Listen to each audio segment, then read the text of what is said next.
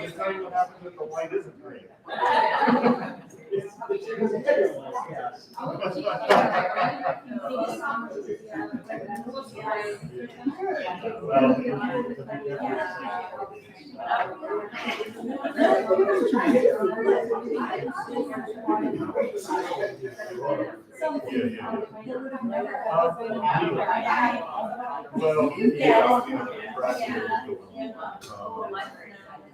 Yeah,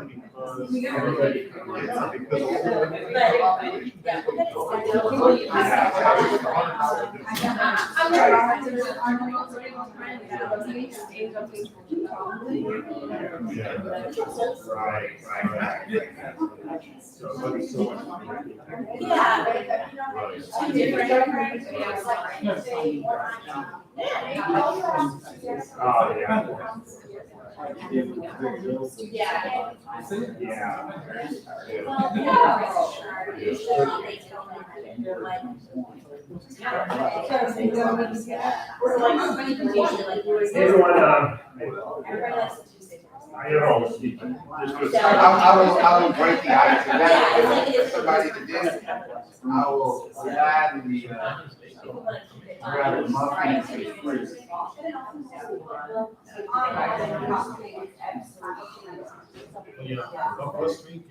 Raspberry and cream cheese. I may have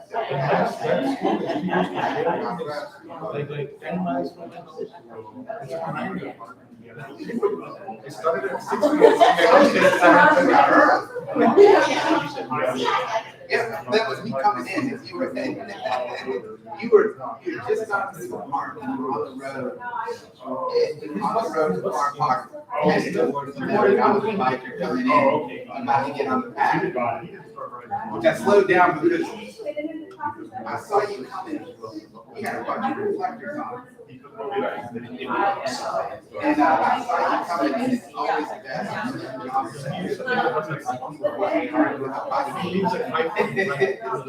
Well, especially you never know they might have a dog. Yeah. Unleashed dogs. Yeah. That's right. That's right. Really?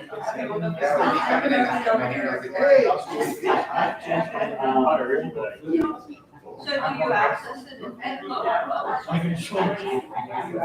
Yeah,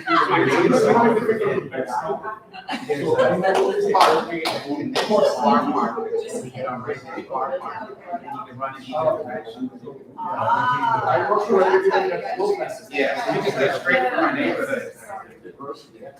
A lady, are we live with this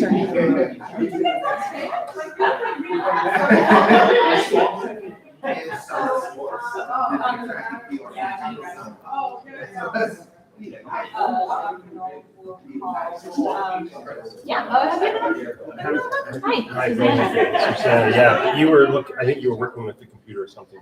She is everything, faculty senate. She's the only thing that keeps. No, this is just summer sports. This is not game. This is track meet, soccer game. Yes. You know, that's Yes. So you'll probably she'll call roll for the executive committee. You get a little summer color. You can ask her. My summer coats, my winter coats. She'll say no. And I have suits. Okay, sounds good. I assume, should we just do first? Yeah, fine. You have an hour. Yeah, it's 8:30. Can we, is it, I suppose, maybe we should, I'm just thinking that we can't really have conversation formally before the, right, so maybe I could call it to order and then we can eat. Okay. Sounds good. Okay. He doesn't have to put 14 on element. True. That's true. While we were there, oh my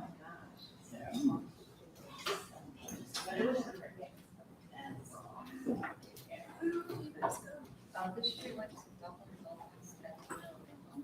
So. Yeah.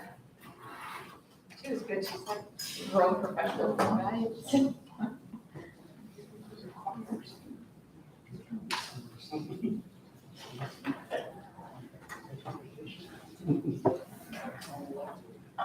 Where you go?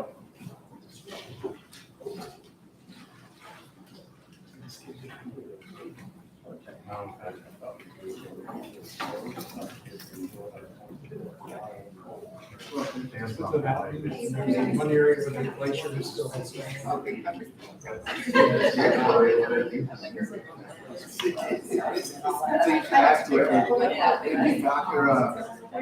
She can call it the board and see if there's any. Oh, that'd be true.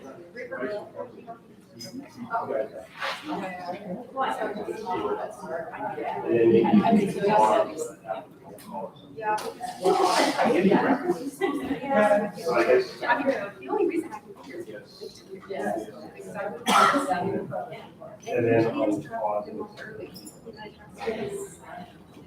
This time I want to, go down to Egypt. Seen it without the resources machine.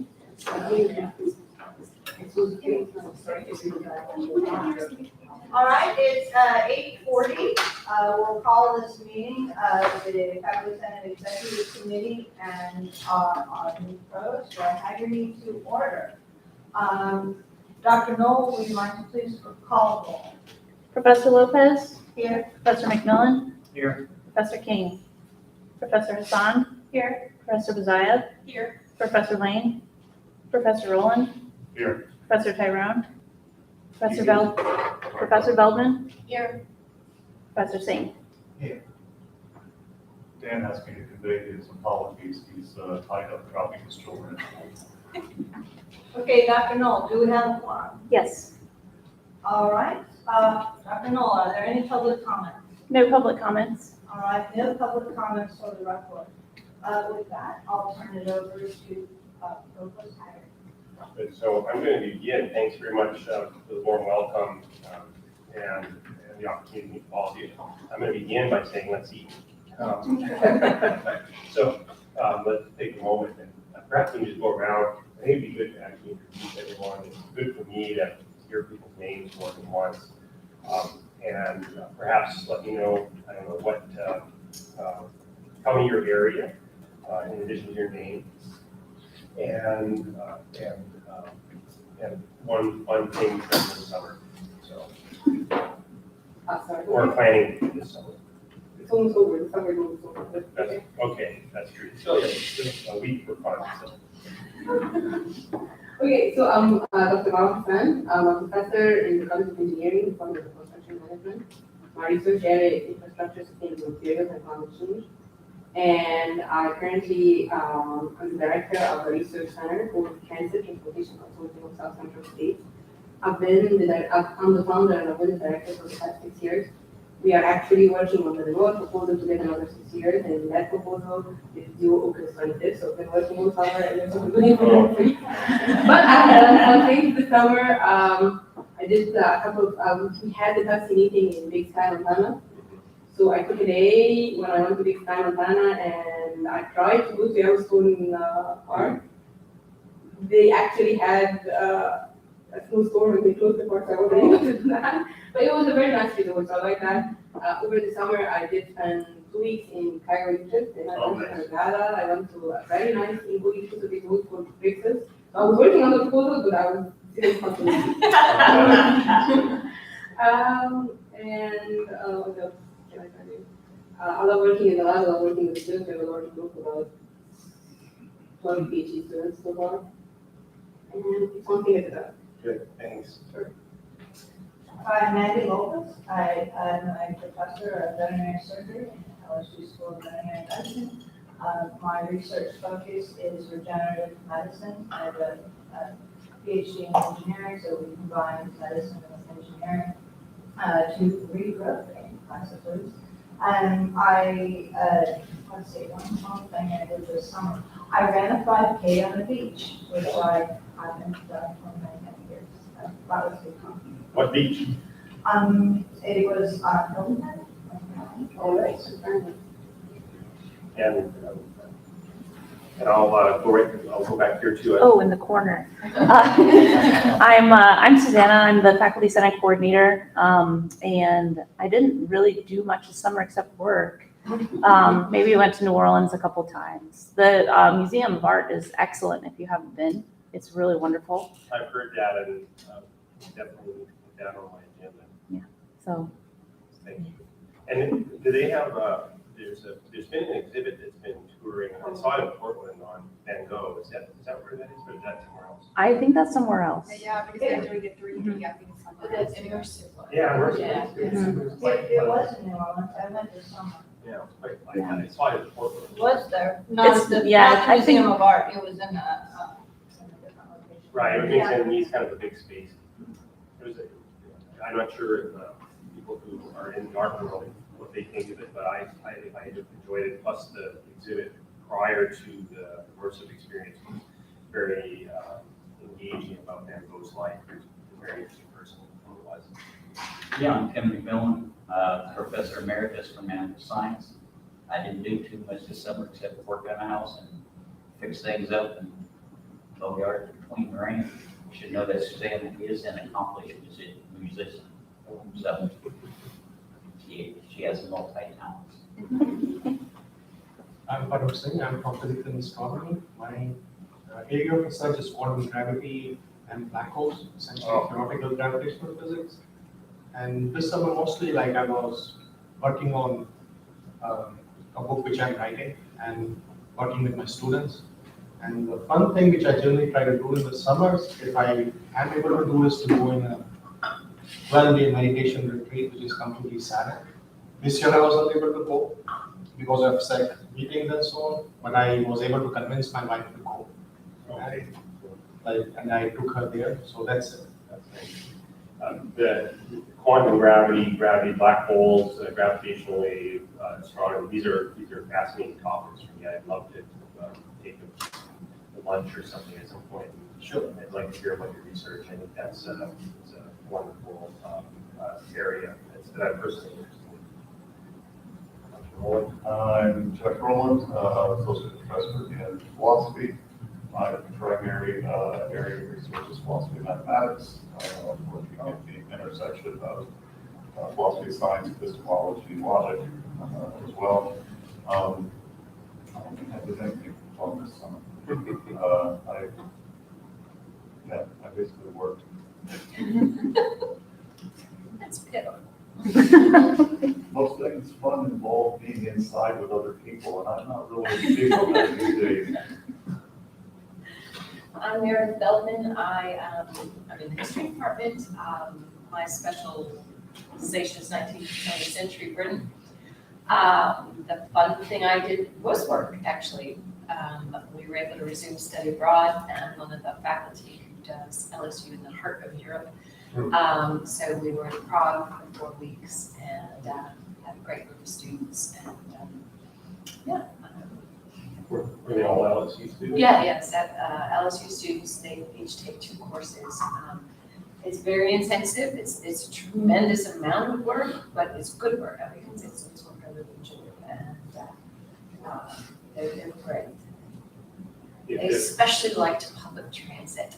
And, they're coming from Louisiana. For a student, for a young person from Louisiana, they've never seen a metro system.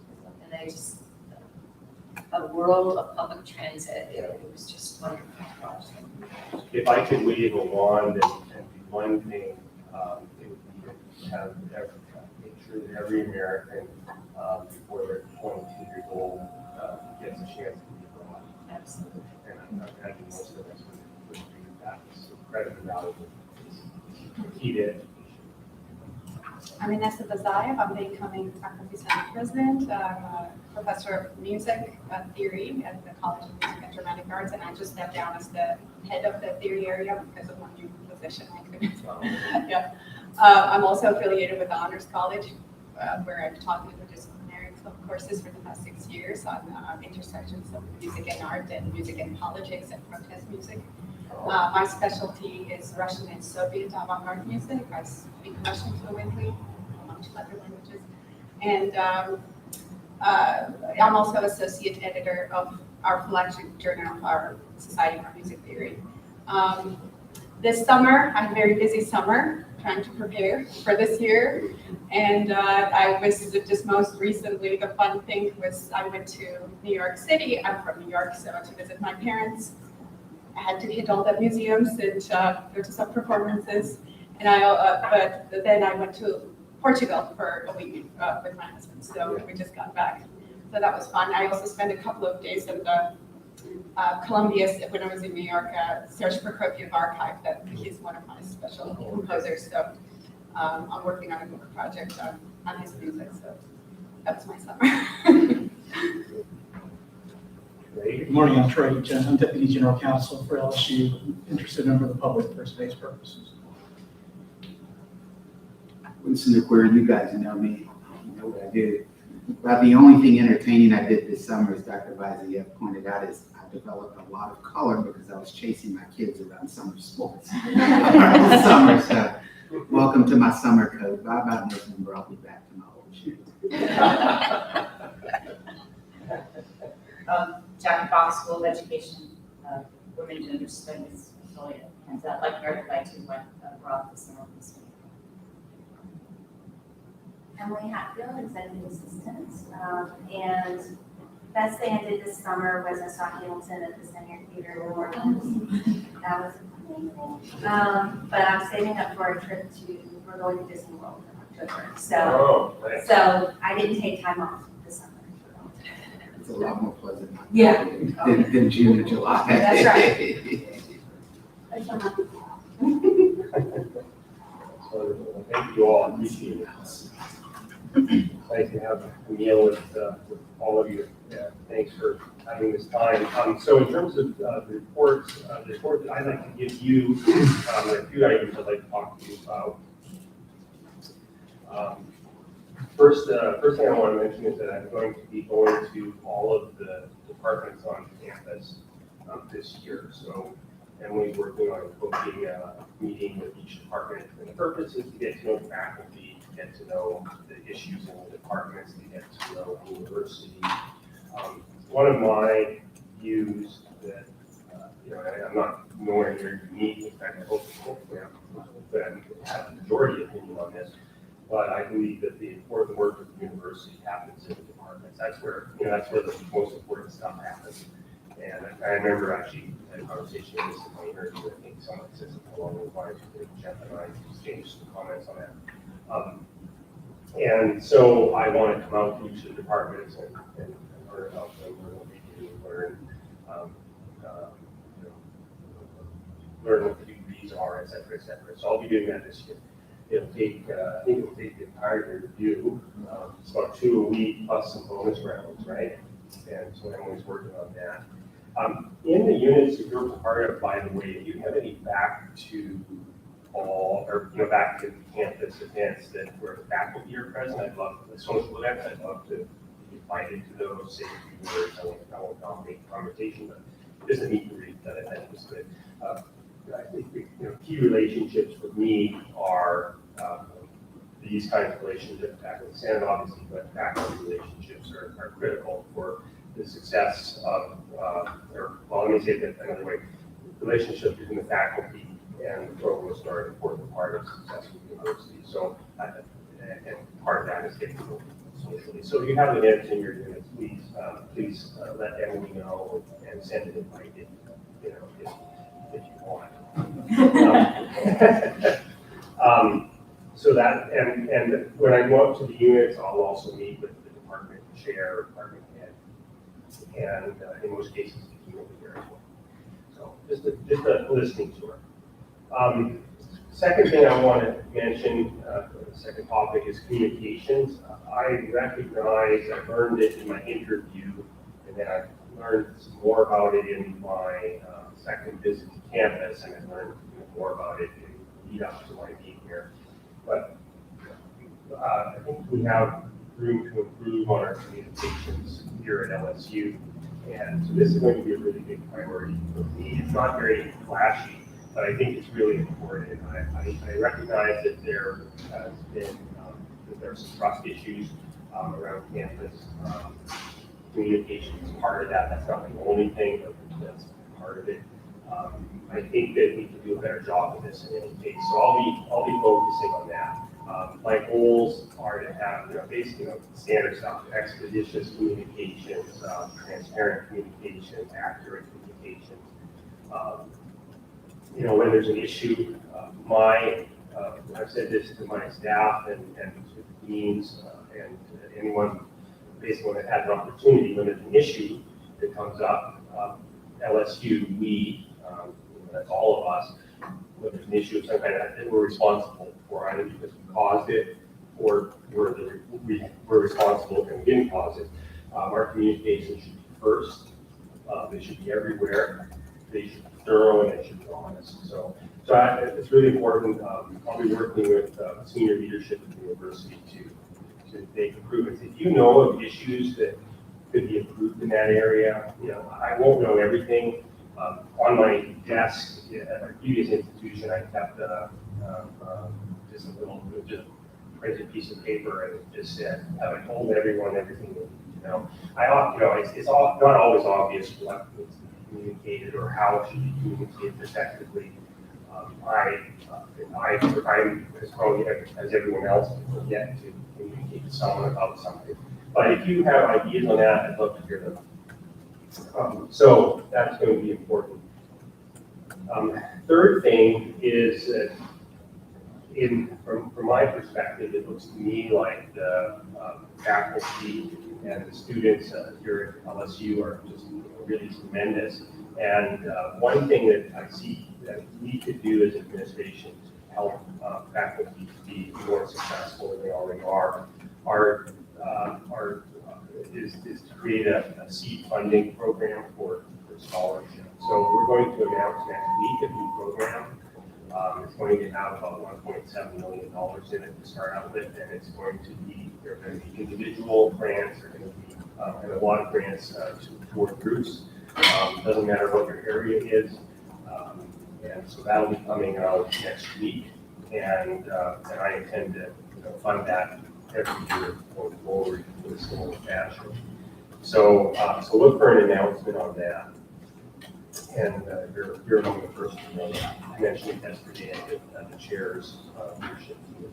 Details forthcoming. The third or fourth item that I want to talk about, and maybe this will need a little bit of conversation, but the student leaders, I forget I don't know what is the student body called? Association of Student Government.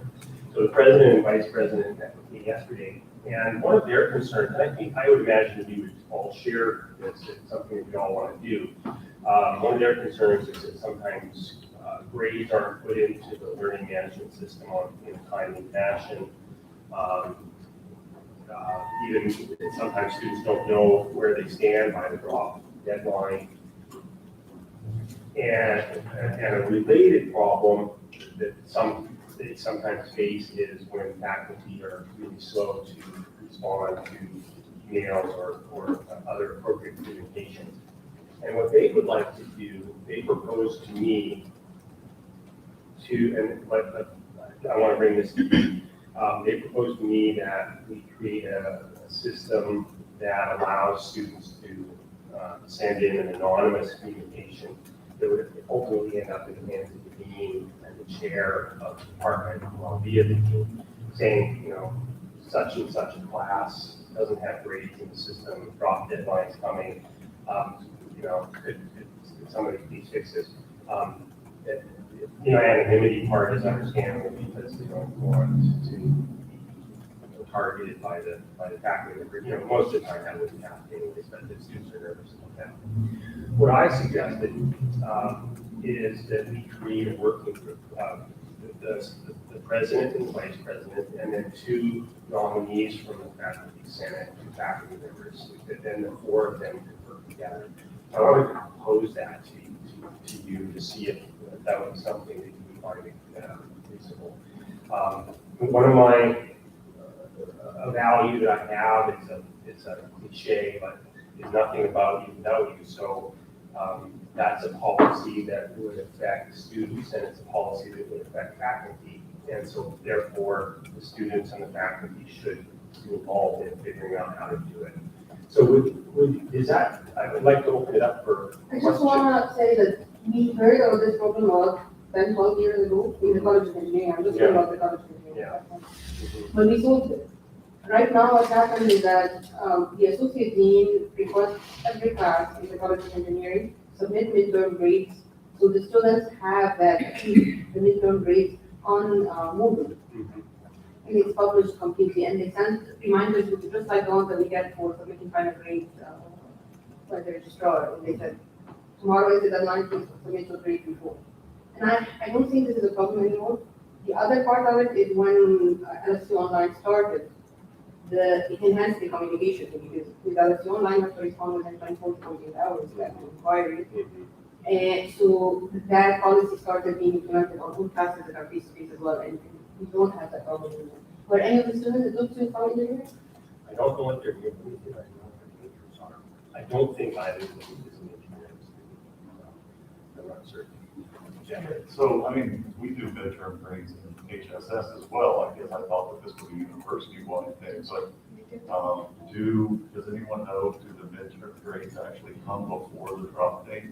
I don't really keep track of when the drop date is. They do come before the drop date, I know Yeah, that. so I mean, there's already a system in place for students to know it. The second thing I would say is that, if we're supposed to be obligated to put grades into Moodle or whatever the, system of the day is, not all of us use Moodle for grades. So I have one course out of all the courses I teach that I put grades into Moodle for. And that's because it's the only course I have that I have a fixed grading scale for. I don't have fixed grading scales for most of my courses. I never have. I've never been in a college course that had a fixed grading scale. So, to my mind, a fixed grading scale that's a high school thing. College is different. Courses are graded different, and kind of ebb and flow with what's going on that semester, right? Take a look at how people are doing. Have a fixed scale. But the point is, Moodle only accommodates a grade book for a fixed grading scale. So if you're putting grades into Moodle and you don't have a fixed grading scale, there's no way to do it. Well, I guess that is to, I would very much support this idea, because I think there are a number of issues, one of which is that students continually confuse Moodle's grades with their actual grade book, which goes through my LSU. So there is a difference. What they're seeing on Moodle is not the official grade until it goes to my LSU. So there's a number of communication problems, I think. But I would very much support the idea of a committee, because I am continually amazed by students who come to me to thank me for returning their emails. And when I ask, why are you thanking me? That's my job. They say, you're the first professor I've had at LSU who's actually ever bothered to reply. And that, to me, is just genuine. Yeah, that's wrong. Yeah.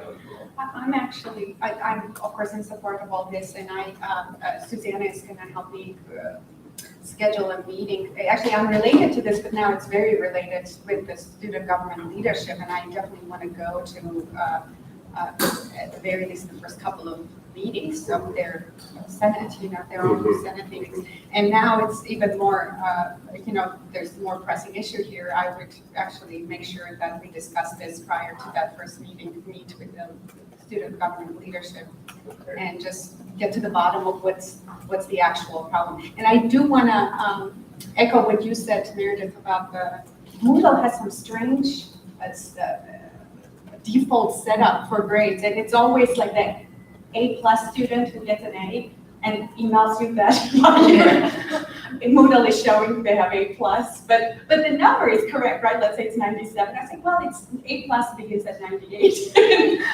They check my syllabus, but they go with Moodle.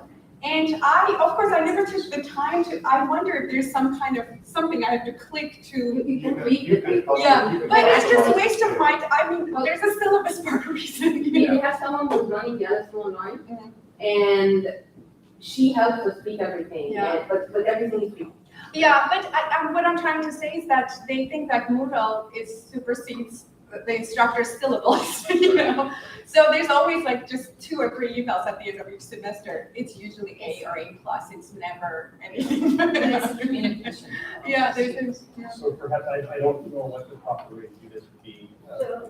Right, this comes up about every 2 to 3 years. It's cycled through numerous times in the faculty senate. And I think what generally happens is, one, there are endless issues with Moodle. Moodle is the bane of some of our kids. I'll just leave it at that. But it's improving. So that there's a breakdown, which has already been highlighted, to where to find your actual grade, trace your actual grade, or follow your actual grades. Which I always encourage my students to do it themselves, because it is basic math and they should be able to do it if they get their assignments back. But that said, what we typically find, we form working groups and we form committees and we work together with the student government, is that there's not one size fits all. We did implement a policy some years back now, and help me remember, that midterm grades were not optional anymore. And it seems that has fallen off again, that not everyone's posting midterm grades. So there are two points. One is the communication of the grades. I think everybody does it a little bit different. I already heard 3 different ways by which the grades are conveyed. And 2, it's not one size fits all. 3, there is a little bit of a shortage of instructors, and we rely on graduate students and so on heavily. And if we make it too onerous on them, so I think we have to look at the underlying problem of why the communication is not happening in a timely manner. So I think a little bit of investigation, but again, one size has never fit all in terms of this. But also, there's not a consistent policy. And even when there is a consistent policy, there is varying levels of compliance. Right. So it's really got to come from the top to say, this is the expectation. This is coming from the Provost and Office of Academic Affairs. This is the expectation, number 1. But number 2, we need to not make it so difficult as that people will be even more overburdened than they are now. But the anonymous system that you and the students have proposed does provide a formal process by which a complaint can be made by a student. Right. And that's kind of been the missing point, is that it's been course by course, instructor by instructor, haphazard type thing, as Mandy and Inessa and the others have pointed out. So by having that, then a dean or a department head has justification to go to the instructor and say, we have evidence that, and to allow them due process to give their side of it. And sometimes there's just miscommunication, but other times that the instructor is either lazy or doesn't care about the rules, whatever. And so this would take care of some of those outliers that, there's always going to be some. Yeah, so maybe perhaps, I would quite a few other items on. Can I just, Mandy raised, I think if you're gonna have a committee, perhaps 2 from the Graduate Student Association, because it seems like graduate students would be real stakeholders in this as well. That's a good idea. That's a good idea, and I think Jack should draw that to this show as well. Let me check back with them, I think that's a good idea. I imagine they would be amenable to it. Perhaps I'm not sure what day your term starts, but maybe shortly thereafter. Yes, I'll make sure I'll reach out to the student government leadership, and then they can probably take it after that, yeah. Perfect. And then I'll reach out to the Graduate Student Association. Okay, thank you all, appreciate it. The next item, the last item, is I just wanted to briefly discuss Senate Concurrent Resolution 6. So I've been watching that pretty carefully, and some of you know probably, but if you've had a chance to look at the membership of the committee, it looks pretty favorable. We've been keeping a close eye, and the members, the strong majority of the members that are have been appointed to the committee are in favor of keeping tenure, which this was my expectation. I think some of you may have heard this. In one meeting, I was in my interview, someone voiced a concern around this, and I said, no, that would be truly crazy if they ended tenure or something like that. And the committee looks very favorable toward this. Most of the Senate members are going to be favorable toward tenure, as are the House members. In fact, all of the House members voted against the resolution. LSU's designees are Christoph Stump from LSU Alexandria, which was elected by the Council of Faculty Advisors, and Richard DiCarlo, who is at the LSU Health New Orleans School of Medicine, who was appointed by President Tate. The reason for that is that the legislature has a particularly favorable view of professionals, and so it's felt that it was a medical doctor. It could have been somebody else, but a medical doctor who's a professional would be a good choice. So those are the members from LSU, and we also know the members from university or the UL system as well as some of their communities, as well as the community college. So I think that that's going to move forward in a manner that's favorable. There'll be conversations all year, but I think that it will end up in a good spot. And then I want to turn to COVID. I know that there's some concerns around that, so I just wanted to talk about that. So in terms of COVID, the way the university is going to approach this is that we'll have a multi-layered approach. And I'm just going to read from my notes. All policy decisions regarding COVID-19 are made in consultation with the President's Health and Medical Advisory Committee. University leadership considers many factors when determining mitigation measures, including masking, vaccine and testing mandates, with the most important measure being community factors such as hospitalization rates. And in particular, there's no single trigger point because it's a multi-factor approach. Second thing I want to mention is regarding remote teaching. Faculty should follow what's listed in the schedule booklet for their course. So this is what students expect. This is what they signed up for. So that's what we'll do. At this time, there are no COVID-19 exemptions. As always, if a faculty member becomes ill or is unable to teach a class, they should consult with their department chair to make arrangements. So standard protocol there. PS 29 does not provide a mechanism for faculty to adjust their teaching modality from what is stated in the schedule. Wastewater testing. LSU still has wastewater testing that's occurring across campus. I think the number of locations is 19, including throughout the residential colleges. We're not going to have general testing for all faculty and staff. However, rapid testing will be available upon request and upon quantity available, and there will be a quantity of tests available for faculty and staff at various locations around campus. Communication with more details is going to come out on that soon.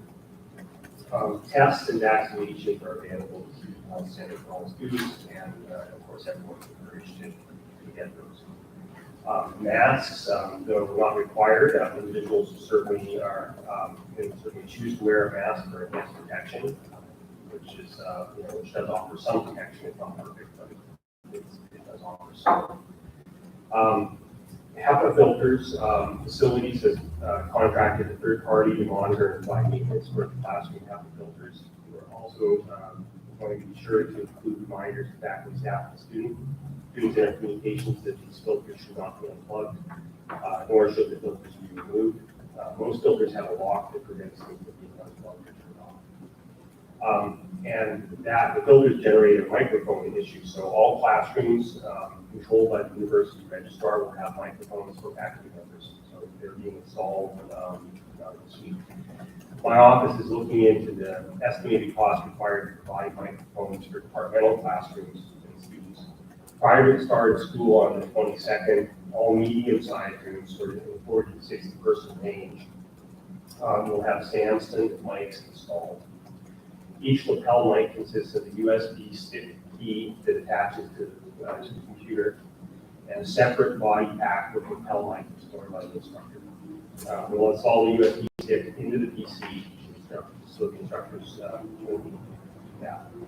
Also, 50 of our larger classrooms already have a PA system installed, and we ordered some additional equipment to allow the Samsung lights to work in small classrooms below the numbers I just spoke about.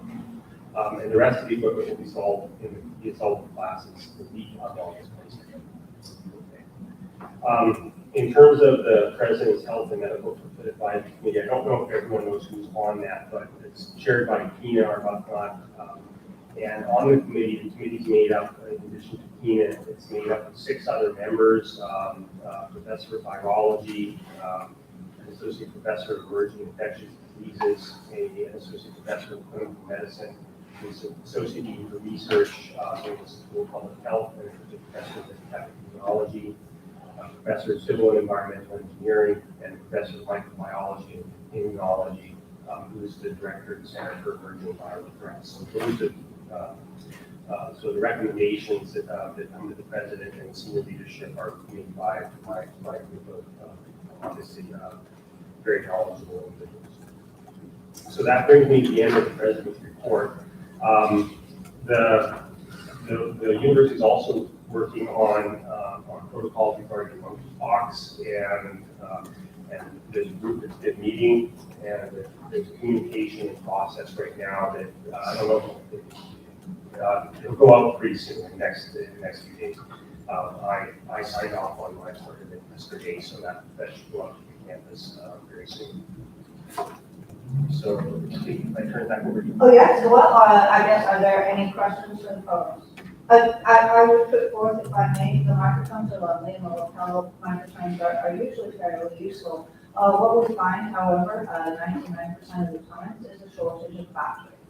So, you know, you get in, you turn on your microphone, someone ahead of you is left it on, quite accidentally, and it's dead to the world.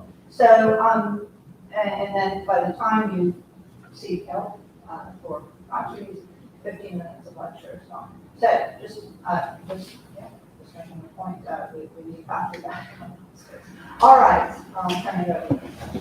The other problem with the HEPA filters, the reason that faculty continually unplug them is because most of us don't just lecture. You know, we have discussions, we ask questions, we put students in groups, and you can't because it's like a jet has landed in your classroom. You need microphones for the students. And it's not that faculty are, you know, just deliberately trying to sabotage COVID mitigation. It's that we can't teach under these circumstances. And it goes back to the makeup of the committee, which is scientifically so impressive. But I don't think most of those teach in the kinds of setting many of us teach in. And perhaps didn't think through what does it mean to teach under this roar, and you know. Yeah. The challenge, as you understand, with microphones in the classroom for the students is that then you create a possibility for infection because you have a device that's going to get passed around. So, In some cases, I know in Mass Comm, what they've done is I'm not a technical person. that's okay. They have those little microphones they can put at different places. I'm sure it's quite expensive, but I've seen it done at Learners College. Yeah, and also perhaps if you were to wear a mask and pass it around, you know, I know that you can completely get sick if someone was sick and gave you a microphone and you just spoke, you know, using it. But in terms of just music, you can't play music in class, especially if you're teaching avant-garde music. That's pianissimo, it's very quiet, and you're just asking the students to imagine it. I mean, I got around it. I just emailed the file to the students and had them bring their headphones and they listen. It was the most demoralizing experience because we're not listening to it together. But that was the best I could do. It was actually at the Honors College. So I know it's probably music problems are unique, but also we have wider spread people singing at your face to, blowing their trumpet at your face. So that was really challenging. How do you control that in this environment? But Or choral music. yeah, I'm so glad I don't teach those classes, but but it's a challenge, and I don't know if I have a solution, but I think we can at least take some mitigation measures, maybe leave, for example, mask wearing to the purview of the instructor because of the unique setting of the class. So I don't know, the way you would say textbook is required for this particular class because of the risk factors, you need to wear a mask. And I'm wondering if the university has considered that, to leave at least mask wearing to the purview of the instructor. I'll take a look at that. But I can't make any commitment here, of course. Yeah. I mean, I'm sure that you probably know from our conversations that I find this profoundly disappointing, this approach. I won't say everything that I might, you and I can talk about this later if you like. But I will point out that PS 29 does seem to give us far, far more authority over the environment, the teaching environment, than the administration is allowed. The instructor of record is responsible and has the right to determine the instructional activities of each course and to provide fair and appropriate teaching environments. Now, I got a student who's immunocompromised, and they're sitting in a room full of people without masks in a parish that's got 24% positivity rate. That's really not a fair environment for that student. All right? I mean, I find this very upsetting. So, I don't even know why we haven't had a massive ADA lawsuit at this point. We're throwing everybody who's got any kind of health vulnerability under the bus and pretending like there's nothing to it. And I find that just so disappointing on so many, aspects. Yeah. I appreciate your counsel. Professor Shea, you have a Well, I think there is certainly an issue of HEPA filters making noise. That is true.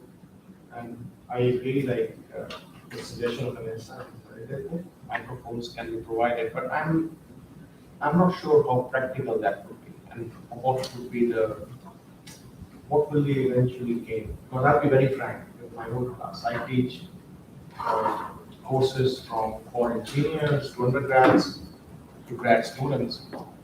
And most of the times my students don't speak anything. So I think the practicality of providing microphones to students, I don't know how cost effective it is. So that's my first comment. HEPA filters issue is there. But I don't know what can we do better? Well, again, I suppose it goes back to Andy's comment of one size doesn't fit all. And if there were a way of surveying faculty, what is your teaching within? So if it is straight lecture, it seems like all you need is a microphone for you. But if it is a more interactive class, then could we sit down and talk about what could be done? So I think for a music class, Yeah. certainly there are concerns, but for my lectures, I do more demos and bringing lab equipment and showing them how machines work and so on. And I think I share the concern which Roy has, having mics and are we passing the infection? So on that point, I'm slightly worried about that issue. And in my class, there is not even a microphone for faculty, so asking for the students is probably too much. I generally scream beyond my voice and I make an excuse, look, I'm getting old, I have bad hearing now, so can you speak again? So that's how I try to mitigate that. But I agree, I think as Sandy said, we don't have a formula which fits everyone. We have to look at case by case. And I think what I would only request is that administration should be receptive to some peculiar needs of particular departments or instructors. We should not impose one rule for everyone. Right. I completely agree with what said, it shouldn't be one size fits all, because we do have very different things going on in our classrooms. I just wanted to say that I really think that the worry about transmission through student use of microphone is a bit of a red herring, especially if you're going to have students in 100% capacity rooms unmasked. We know that primary transmission is airborne. It's not fomite. It's not even droplet. The 6 foot thing, that was effective not because of droplet transmission, but because the cloud of aerosol is thickest around a person in that near proximity area. So if you've got students sitting like we are right now, the chances, the level at which you're raising the probability that they're going to be transmitting from one another by passing a mic and using it, I mean, even if the lips touched it, is minuscule, right? If they're already sitting here next to each other with no masks. I just don't think that's really much of a consideration. Yeah, for COVID, I would agree, but that's not the only infection. That's true. That's true. I think I would agree with Jeff. In my class, it's a small lecture hall, 25 students sit there, neck to neck, essentially. And I have no space even to walk through anywhere. So I feel like then we are just talking about a perturbation or a big potential infectious background. But again, I don't conceive like in that very small lecture hall, like how can I put up an acoustic system which works and mics which work? So, yeah. Thank you. Yes. I want to talk about something else. I want to be sure everything is down. Please. Thank you very much for creating that thought, $1.7 million for research funding for faculty. But I want to talk about another thing, another side, which I believe other students lacking. If we can put some kind of grant on for it, that would be great. Yes, seed funding would help get some initial funds. I think what we are lacking behind is coordinated effort to go after large grants. Yes. Center grants, multi-million-dollar grants, collaborative grants that involve multi-universities. And there are lots of faculty in different colleges within RSU that go after these grants, but there is no support from the administration, or there is only support of the administration of the faculty member asks for it multiple times through the dean and then through RED. If we can put some kind of a process or system, I'm talking about a long-term vision, where the LSU is coordinating these efforts, where, for example, the president's office that is supporting all the activities is engaged with the activities that are happening at the faculty level. That there is support, for example, let me use the University Transportation Planning Competition as an example. I'm not talking about me because I go to the dean and I go to Sam Dancy and I go to faculty to Jason Brody and they support me. But there are other faculty, for example, in the other centers like Tier 1 and so on and so forth, that don't know how to manage the system. So they request, can we get some support, lobbying support and so on and so forth, and their request falls through the cracks. An example of one of these proposals is a Tier 1 center that's growing in a partnership between different universities, and the faculty member from LSU has asked all the other faculty members to start a lobbying activity early on and to bring letters of support. And one of the universities, let's say Purdue, the lobbyists over there reached out to the LSU lobbyists, and then LSU lobbyists, I've never heard of that center proposal that's going out, which is very embarrassing for us. And it defeats all the efforts that we're doing. So can we create some kind of a process that is communicated to all faculty members that LSU is standing 100% behind that can support such efforts? It would take us to a very different level from a research perspective. Sorry, the cough is not COVID, the cough is bagel. Apologies. We'll see in a few days. I know, I feel like in a public space now, the cough is like, we're discussing this, and I know that Sam Bentley is putting some things together on these exact topics. The faculty research grants will be, a majority of those funds will go after, will be encouraging faculty to go after, first of all, group projects and with the goal of going after some, larger pieces of scholarship.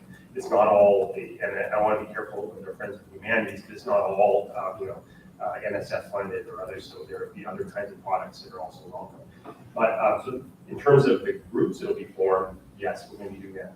And I'm aware of the challenges, some of the challenges you mentioned. You raised one other regarding our engagement with government, and we do need to add resources and improve in that area. And then another thing you spoke to, I think, which is just the support of the faculty groups in terms of they shouldn't be type in their own budgets into. And that's okay. That's okay. There is support. I mean, I'm going to just talk about the college of engineering. Yeah. So I'm not here. There is support at the dean's office for that, and there is support even when we look to OSP. Yeah. From that perspective. I'm talking about the bigger issues like reaching senators and congressmen when needed. Yes. For example, again, I'm going to use UTC competition as an example. The NOFA says that all letters of support are supposed to be directly sent to Secretary P. Right? So it's not the faculty member who can do this, but if the administration is able to put the faculty member in touch to provide the information to the people working with the senators and congressmen, so these letters can actually go to Secretary P. It's going to give us a competitive advantage. Yeah. The lobbying that happens right after the proposals are submitted, so right after August like this, makes or breaks, because the technical, you first have to pass the technical review, but once you pass the technical review, the senators will sit in a room. Yeah, then there's a politics component to it for And sure. we're missing that. We've been missing it for a long time. When I founded that center, the people who supported me politically were the industry. Yeah. Of course, you're providing a particular example in hopes of making it more general, but regarding the transportation grant you're putting forward, make sure that I have a briefing on this in the next few days, because I am going to be meeting, I don't know if this committees are lined up with this, but I am going to be meeting with Senator Cassidy later this month. So I may have an opportunity at least to pass him one-page summary. Yeah, but to generalize the point, it shouldn't depend on kind of an accidental conversation, and we need more support in the government relations area. Sam and I have discussed this matter, so we're at least aware of the issue, and it ultimately is going to require, I think, more staff and also better communications. And I totally agree, and I've been raising this point for the past couple of years, but we would get so much more grants if we can. Yeah. And I want to assure you that President Tate knows that this is an issue. He has discussed this with me, that, we're, in his words, I'm paraphrasing, but in some areas we're approaching our limits of what we can do in this sort of traditional way, and we need to be more modern in some of the ways that we approach this in order to grow to the next level. You have to be competitive with other universities that are already ahead of you. All right, well, I know we're just about out of time, and I just want to take, as I am concluding 15 years of faculty senate service, I just want to ping a few things that have risen again and again.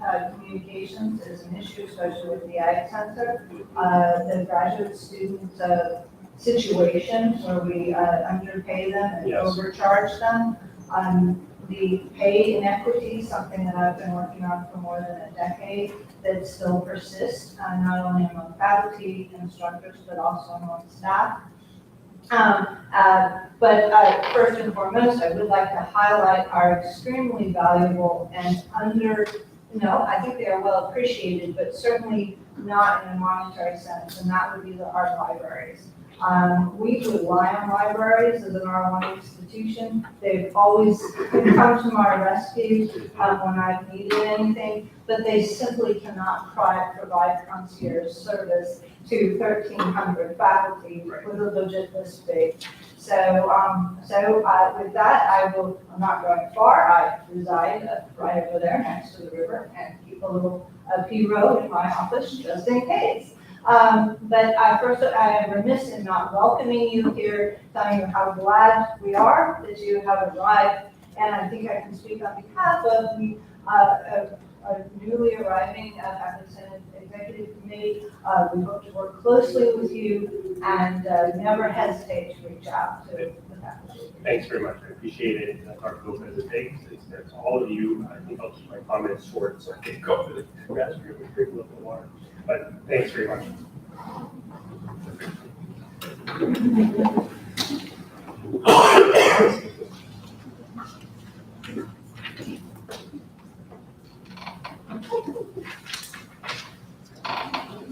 Very good. Thank you. All right, with that, unless there is any opposition, the meeting is adjourned. Thank you very much. 9:34.